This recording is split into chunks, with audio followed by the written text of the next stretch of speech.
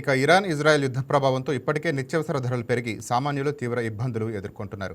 ఇలాంటి సమయంలో మూలిగే నక్క మీద తాటికాయ పడ్డట్టు మెడిసిన్స్ ధరలు పెరుగుతాయన్న సమాచారంతో వినియోగదారులు ఆందోళన చెందుతున్నారు. ఈ రోజుల్లో ప్రతి ఇంట్లో మందుల వాడకం తప్పనిసరి అయింది. మందులు వాడని ఇల్లు లేదని చెప్పడం సాధ్యం కాదు. ఈ నేపథ్యంలో ప్రతి ఇంటిపై మందుల ధరల ప్రభావం పడుతోంది.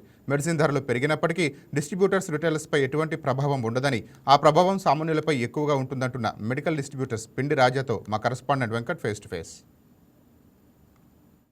ఇరాన్, ఇజ్రాయెల్, అమెరికా యుద్ధం జరుగుతున్న నేపథ్యంలో ఇప్పటికే నిత్యావసర ధరలు పెరిగి సామాన్య జనం చాలా ఇబ్బందులు ఎదుర్కొన్నారు. ఇటువంటి నేపథ్యంలో ప్రభుత్వం కూడా చర్యలు తీసుకోవాల్సి ఉంది. అలాగే ప్రస్తుతం మెడిసిన్స్ ధరలు కూడా పెరుగుతాయని ఒక హెచ్చరికలు అయితే జారీ చేసింది. ఈ నేపథ్యంలో అసలు మెడిసిన్ ధరలు ఎంతవరకు పెరుగుతాయనే విషయంపై మనం తెలుసుకునే ప్రయత్నం చేద్దాం. ప్రస్తుతం మనతో పాటు మెడికల్ డిస్ట్రిబ్యూటర్ పిండి రాజా ఉన్నారు. మరిన్ని విషయాలు ఆయన అడిగి తెలుసుకునే ప్రయత్నం చేద్దాం. సార్ చెప్పండి, ఇప్పుడు యుద్ధ వాతావరణంలో ఇప్పటికే నిత్యావసర ధరలు పెరిగిపోయినాయి. అయితే ఇప్పుడు మెడిసిన్స్ ధరలు కూడా పెరుగుతాయి అంటున్నారు. ఏ మెడిసిన్ ధరలు పెరుగుతాయి, ఎంత మేర పెరుగుతాయి అంటారు? అంటే ప్రస్తుతం ఇక్కడ ప్రపంచవ్యాప్తంగా ఏదైతే యుద్ధ వాతావరణం కొన్ని దేశాల్లో జరుగుతుందో దీనివల్ల అనేక దేశాలు ఎఫెక్ట్ అవటం అనేది మనం చూస్తున్నాం.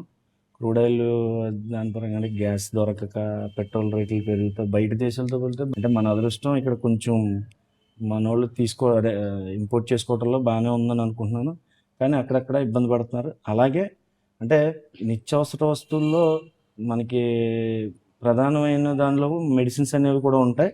ఎందుకంటే అది ఆరోగ్యం విషయంలో ప్రధాన పాత్ర పోషిస్తాయి. కాబట్టి మనకి మన గవర్నమెంట్ ఈ మధ్యన జిఎస్టీలు తగ్గించి ఈ రేట్లని కొంచెం తగ్గించినప్పటికీ ఈ మధ్యలో వీటి వల్ల మనకి మెడిసిన్స్ అనేవి మనకి ఇక్కడ ఎంత తయారైనా రా మెటీరియల్ అనేది బయట నుంచి తెచ్చుకోవటం అనేది జరుగుతుంది. కంపెనీలు ఆ తెచ్చుకునే క్రమంలో గతంతో పోలిస్తే కొంచెం భారీగానే పెరిగే అవకాశం ఉంది.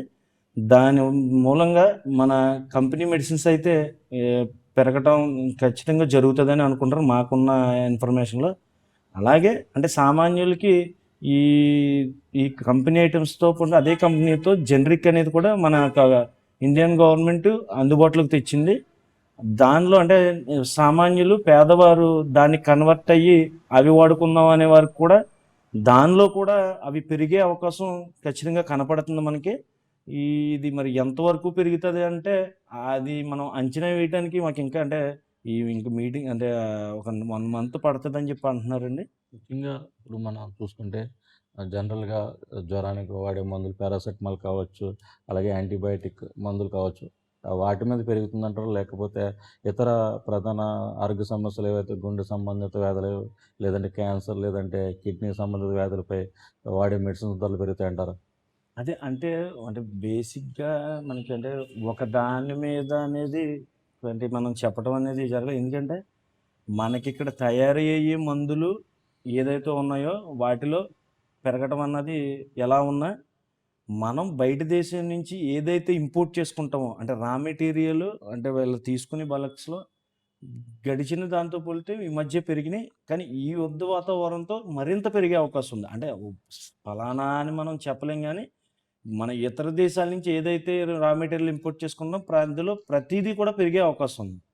అలాగే ఇప్పుడు ఏదైతే మెడిసిన్ ధరలు పెరుగుతున్నాయో ఇటువంటి తరుణంలో ఎవరైనా సర్జరీకి వెళ్తే వారి ఖర్చులు కూడా పెరిగే అవకాశం ఉందంటారా?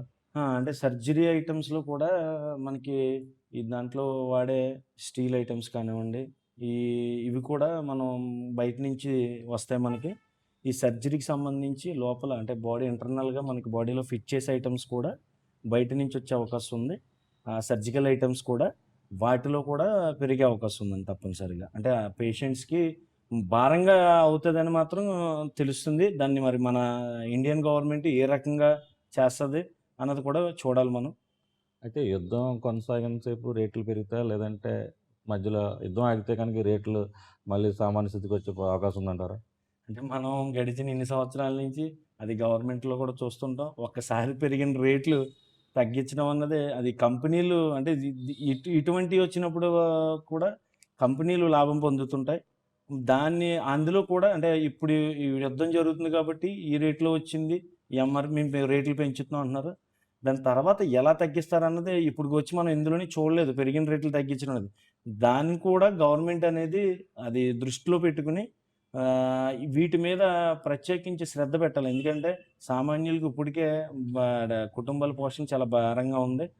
అలాగే ఇప్పుడు పెరిగిన రేట్లు ఏవైతున్నాయో మన గవర్నమెంట్ అంటే జీఎస్టీ తగ్గించడం వల్ల మొన్న మనకి రేట్ ఎంఆర్పీలు అయితే తగ్గినాయి. మళ్ళీ ఇప్పుడు ఈ 3 మరి వీటి వల్ల యుద్ధం వల్ల పెరగొచ్చు. కానీ గవర్నమెంట్ కనుక దీని మీద శ్రద్ధ పెడితే ఖచ్చితంగా తగ్గుతాయి రేట్లు అనేది. ముఖ్యంగా ఇప్పుడు ప్రభుత్వం పెరిగిన రేట్ల దృష్ట్యా సామాన్యులకు అందుబాటులో ఉండాలి. అలాగే మీకు కూడా మేలు జరగాలంటే ప్రభుత్వం నుంచి ఎటువంటి ఆర్జిస్తారు మీరు? అంటే ఈ రేట్లు పెరగటం వల్ల అంటే డిస్ట్రిబ్యూటర్లకి అయితే ఇబ్బంది అయితే ఏమి ఉండదండి ఎప్పుడు కూడా. అంటే ఓల్డ్ స్టాకు ఉన్నదే ఆల్రెడీ మేము అమ్ముతాం. కొత్త స్టాక్ ఏదో వస్తుందో మళ్ళీ అదే అమ్ముతాం. కానీ ఈ వీటి వల్ల ఏమవుతాడంటే కంపెనీకి మెయింటెనెన్స్ అనేది ఎక్కువ పెరుగుతూ ఉంటుంది. ఇప్పుడు వరకు వాళ్ళు అంటే ఒక మినిమం అమౌంట్తో కొనేది మళ్ళీ వాళ్ళు ఎక్స్ట్రా పెట్టి కొనాలంటే వాళ్ళు ఫైనాన్షియల్గా నలుగుతారు. కానీ ఎటొచ్చి దీనివల్ల ఇబ్బంది పడేది ఎవరంటే సామాన్యుడు ఖచ్చితంగా. అంటే మెడికల్ డిస్ట్రిబ్యూటర్కి రిటైలర్ వ్యాపారానికి పెద్ద ఇబ్బంది అనేది అయితే మాత్రం ఏముండదు. ఎందుకంటే ఇప్పుడు కస్టమర్ వస్తేనే కాబట్టి మేము అమ్ముతాం. లేకపోతే అది మా దగ్గరే ఉంటుంది. దానివల్ల అది బిజినెస్ ఏమన్నా తగ్గొచ్చేమో. బిజినెస్ తగ్గటం వల్ల మేము ఏమన్నా ఇబ్బంది పడతాం. కానీ నష్టపోయేదైతే మాత్రం సామాన్యుడు ప్రజలే ఇబ్బంది పడతారు దీనివల్ల. దీని మీద ప్రభుత్వం ప్రత్యేక శ్రద్ధ తీసుకుంటే ఆ భారం తగ్గుతుంది. Thank you.